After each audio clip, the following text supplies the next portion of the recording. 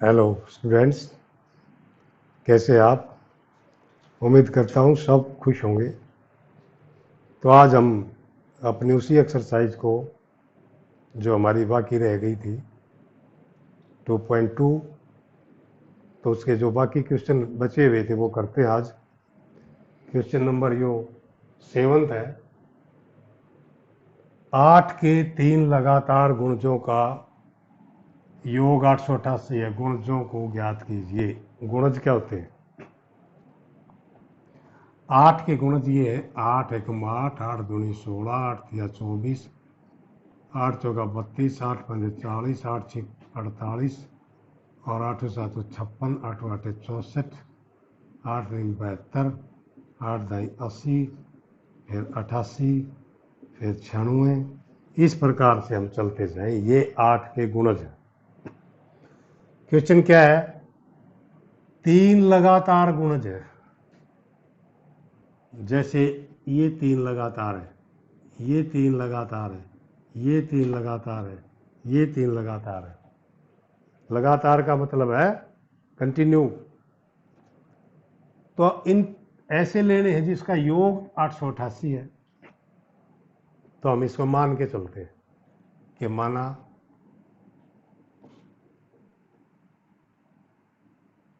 8 का प्रथम गुणज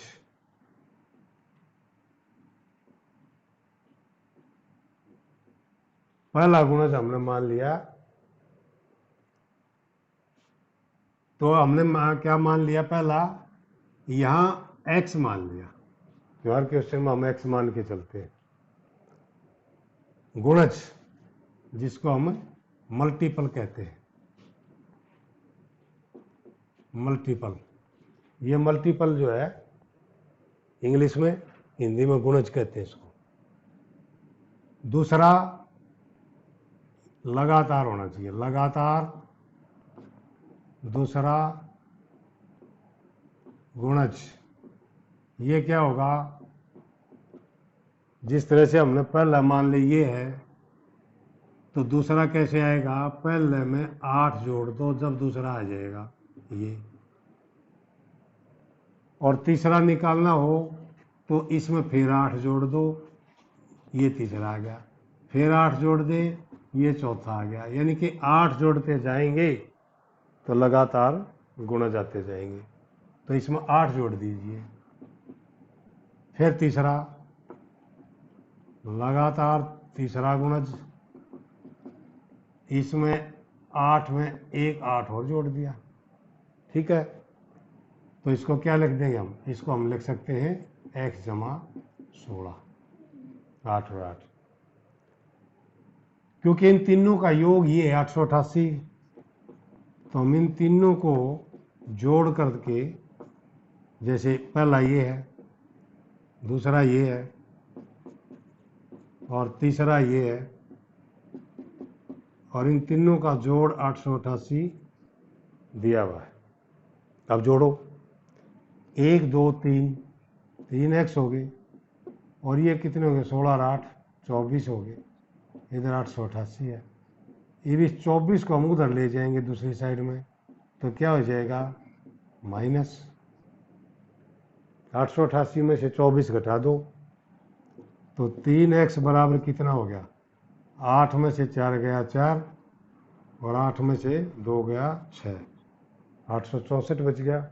ये भी 3 को उधर ले जाओ, ये बटे हो जाएगा 864 बटे 3।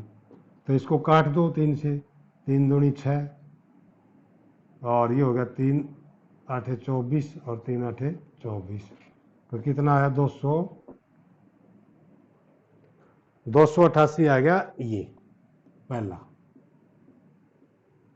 ये दूसरा है। 288 में 8 जोड़ दो, कितना हो गया? 296। और तीसरा क्या होगा?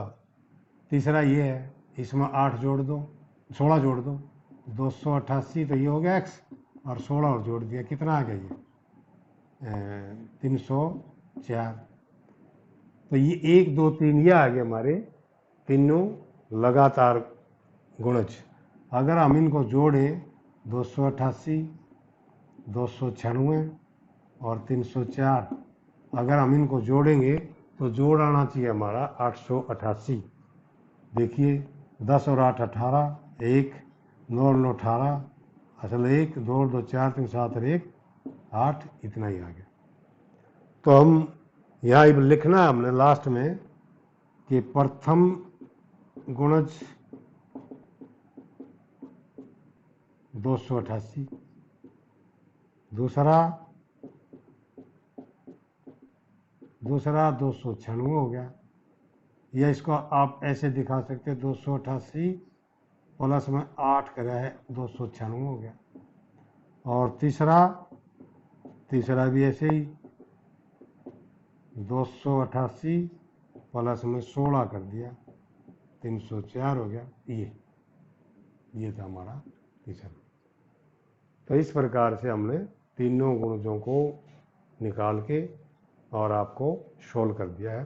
तो आप इस प्रकार से स्टेटमेंट पहले पढ़ा करो, पूरी स्टेटमेंट पढ़ो और फिर उसका हल निकालने की कोशिश करो बड़े आसान तरीके से। ज़्यादा कोई जल्दबाजी गणित में ठीक नहीं होती, बिल्कुल आसानी से आराम से चलिए और आप हल तक पहुंच जाएंगे। 8वां क्वेश्चन आप बनाइए इस एक्सरसाइज का।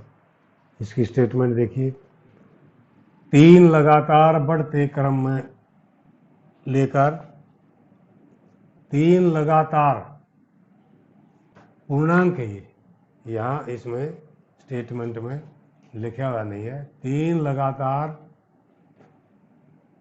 पूर्णांक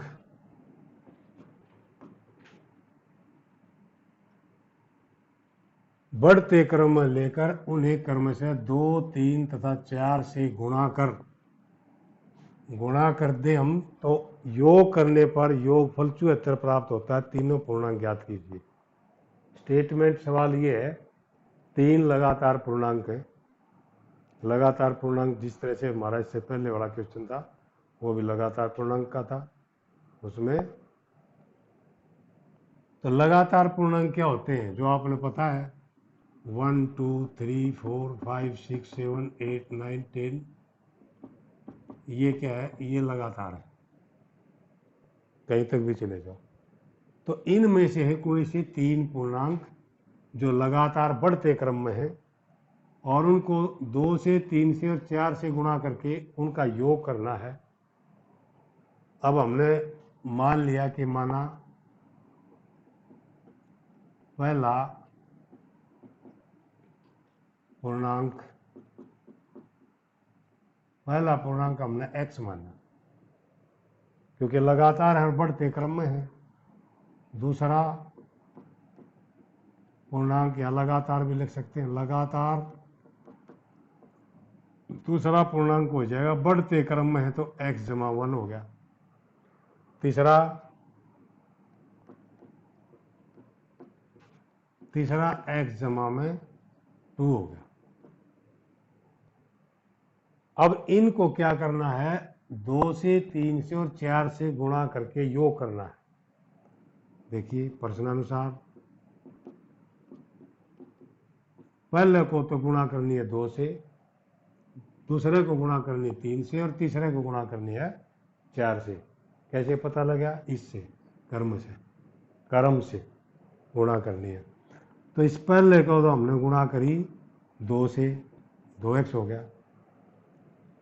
दूसरे को इनका जोड़ भी करना है, साथ साथ जो जमा का निशान भी लगाना। ये दूसरा आ गया, इसको गुणा करनी हमने 3 से, ये कर दी यहाँ 3 से गुणा। और तीसरे को गुणा करनी हमने, तीसरा ये है, इसको गुणा करनी है 4 से। गुणा भी कर दी और बीच में जमा के भी निशान लगा दिए, जोड़ भी दिया। और इनका जोड़ कितना होगा, ये लिख रखा है, योगफल 74 आता है। अब इसकी गुणा कर लो, 2x, 3 की गुणा करेंगे 3x जमा 3, 4 की गुणा करेंगे 4x जमा में 8 बराबर 74। अब x देखो कितने हो गए, 2 तो ये है, 3 ये, 5 और 4 ये, कितने हो गए 9x। बिना एक्स वाली राशि कौन सी है? 3 और 8 11 बराबर 74। 11 को राइट साइड में ले जाएंगे, माइनस हो जाएगा। 9x बराबर है 74 माइनस 11, तो कितना बच गया? 74 में से 11 गया 63। x को भी उधर ले चलो, ये 9 को, x तो हम यहीं रखेंगे, 9 को जब उधर ले जाएंगे तो ये 9 हो जाएगा इधर आगे भाग का, बटे काट दो, 9 से 63, तो x की वैल्यू कितनी आई? 7। इसका मतलब ये तो 7 है पहला, क्योंकि x की वैल्यू 7 है। और इस 7 में 1 जोड़ देंगे तो ये 8 हो जाएगा, और इस 7 में 2 जोड़ देंगे तो 9 हो जाएगा। ये तीनों लगातार हैं और बढ़ते क्रम में। और अब इनका अगर इसको मैं 2 से गुणा कर दूं और इसको 3 से गुणा कर दूं, इसको और इसको 4 से गुणा कर दूं और इनको जोड़ भी दूं, इनका योग कितना आना चाहिए? 74 आना चाहिए। हम देखते हैं कितना आएगा। 7 दूनी 14, 8 तिया 24, 9 चौका 36। अब इनको जोड़ो, 6 और 4 10 और 4 14, 4 2 6 1, 74 आ गया योग। तो इसलिए हमारे इससे हमें ये पता लग जाता है कि हमारा ये आंसर जो है पूर्णांक है, बिल्कुल वो एक्यूरेट है, सही है, क्योंकि इनका पर्सन के अनुसार गुणा करने के बाद योग किया तो वो 74 आया। इस प्रकार से आप इसको आसानी से सरल कर सकते हैं। ओके, ये 9th क्वेश्चन अपना। राहुल और अरुण की वर्तमान आयु में अनुपात 5:7 है। 4 वर्ष बाद उनकी आयु का योग 56 वर्ष हो जाएगा। उनकी वर्तमान आयु बतानी है। क्या है जो हमने ज्ञात करना है? वर्तमान आयु ज्ञात करनी है दोनों की, तो दोनों की वर्तमान आयु हम मान के चलेंगे। माना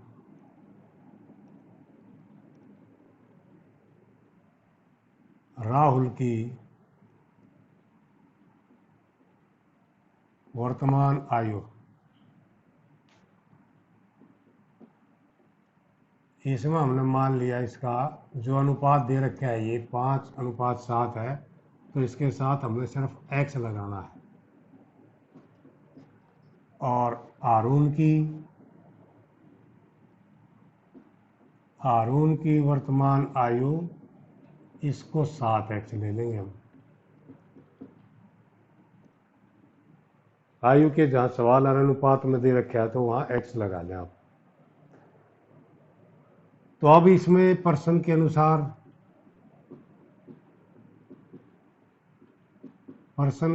क्या गिवन है? देखो यहाँ 4 वर्ष बाद उनकी आयु का योग 56 वर्ष हो जाएगा। अब 4 वर्ष बाद ये कितनी आयु का हो जाएगा? अब भाई ये 5x है, आज वर्तमान आयु 5x है, 4 वर्ष बाद कितना हो जाएगा? 4 और जुड़ जाएंगे इसमें, 4 प्लस कर दो, +4, और इसमें भी 4 जुड़ जाएंगे, दोनों में 4 4 जोड़ दिए। जिस तरह से आज आप 12 साल के, 4 साल बाद आपकी कितनी हो जाएगी आयु? 12 + 4 16, तो +4 हो गया। अगर आयु में पहले से बता रहा हूं 4 वर्ष पहले, तो घटाना है फिर। अब इन दोनों का जोड़ दे रखा है, यहाँ बीच में मैंने जमा का निशान लगाया, इन दोनों का जोड़ 56 है, तो बराबर 56। अब x देखो कितने होंगे? 5x और 7x 12x, और 4 और 4 8 बराबर 56। 8 को उधर ले जाओ, 12x बराबर है माइनस के 8 हो गए, 56 - 8, तो 12x बराबर कितने हो गए? 56 में से 8 गए 48। इब 12 को उधर ले जाओ, ये बटे हो जाएगा 48 बटे 12, 12 से इसको काट दो, तो x की वैल्यू कितनी आई? 4। यहाँ भरनी है हमने दोनों में, 4 4, तो ये जो राहुल की आ जाएगी, राहुल की वर्तमान आयु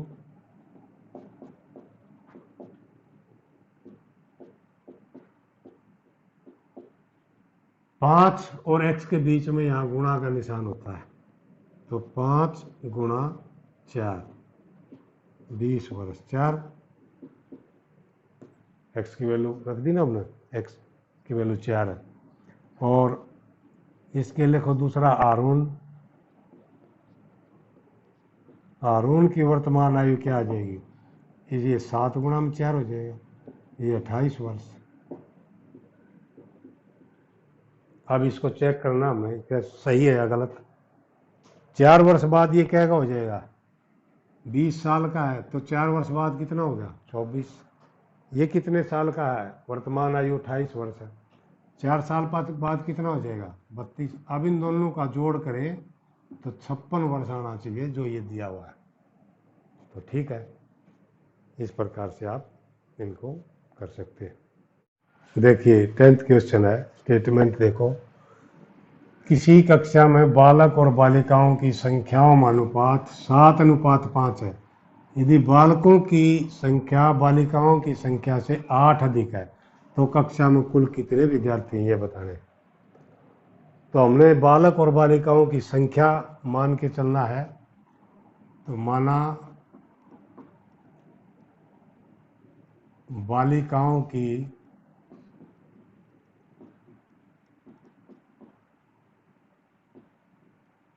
संख्या, हमने बालिकाओं की संख्या मान ली, लड़कियों की संख्या हमने पहले मान ली x। और यहां से देखिए बालकों की संख्या बालिकाओं की संख्या से 8 अधिक, यानी कि इससे 8 ज्यादा है बालकों की संख्या। बालकों की संख्या 8 अधिक कर दो, इससे जमा 8 कर दिया। अब क्या है, अब इन दोनों का जो अनुपात है वो अनुपात भी दिया हुआ है, 7:5 है। अब 7:5 हम ये लिख सकते हैं, देखो ये 7 अनुपात किसका है, जिसका नाम पहले, बालक का नाम पहले है, बालिका का बाद में।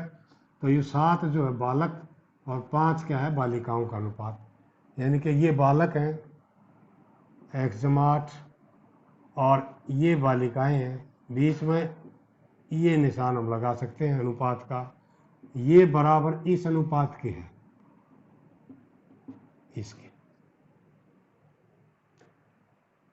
x/8 ये बालकों की संख्या है, ठीक है, ये बालिकाओं की है, ये बालकों का अनुपात है, ये बालिकाओं का, यानी कि इसका नाम पहले है तो इसका अनुपात भी पहले आना चाहिए, इसका नाम बाद में बालिकाओं का, तो बालिकाओं का अनुपात भी बाद में आना चाहिए। तो ये हमने अनुपात बराबर रख दिया। अब क्या करते हैं, ये 4 अनुपात है, 1 2 3 और 4। इस तरह के सवाल आपके पास हैं, जब 4 अनुपात हैं तो हम क्या करते हैं, इस पहले के और चौथे की गुणा करते हैं और दूसरे और तीसरे की गुणा करते हैं, ये बराबर होती है। इसको हम क्या लिखते हैं, ये जो पहला और चौथा है ये होते हैं बाह्य पद, बाहर के पद दोनों, ये इधर बाहर ये इधर, बाह्य पदों का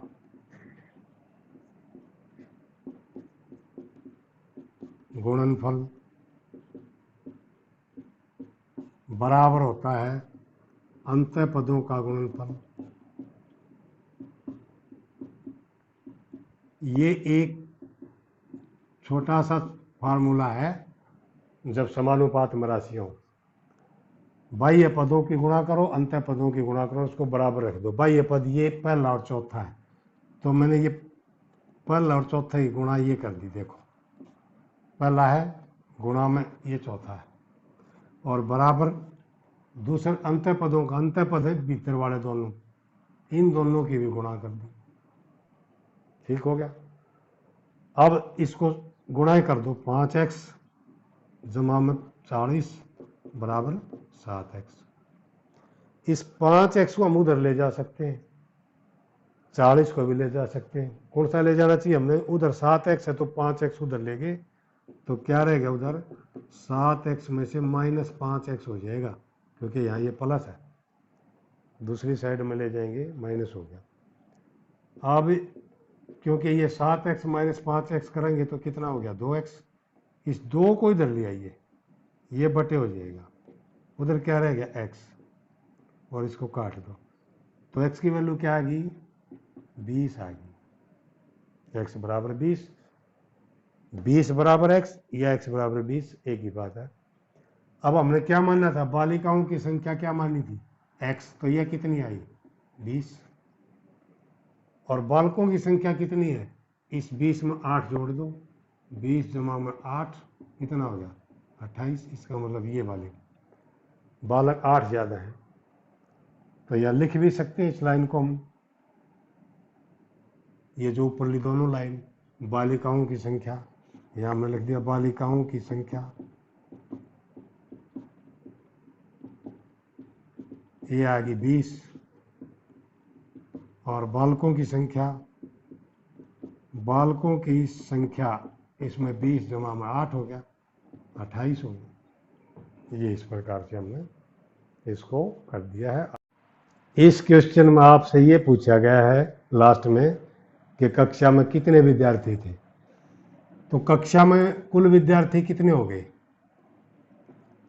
कुल विद्यार्थी अगर आपने ये बताने हैं तो दोनों को जोड़ दो, 20 बालिकाएं हैं, 28 बालक हैं, तो कितने हो गए?